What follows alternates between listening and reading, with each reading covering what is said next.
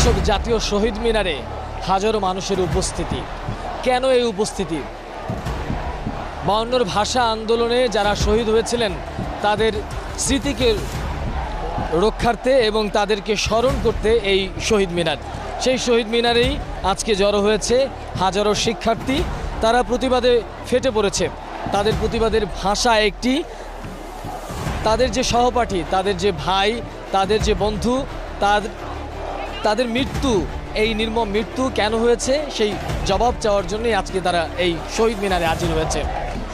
দর্শক, সাধারণ কোটা সংস্কার আন্দোলন, সেই আন্দোলন আজকে দাবানলের মতো সারা দেশে ছড়িয়ে পড়েছে। এই কোটা সংস্কার আন্দোলনকে দবিয়ে রাখার জন্য নানা প্রচেষ্টা করা হলেও কিন্তু আসলে সেটি থামানো যায়নি। শিক্ষার্থীরা দাবানলের মতো ছড়িয়ে পড়ছে এবং এই আন্দোলনটি শুধু ঢাকা না, গোটা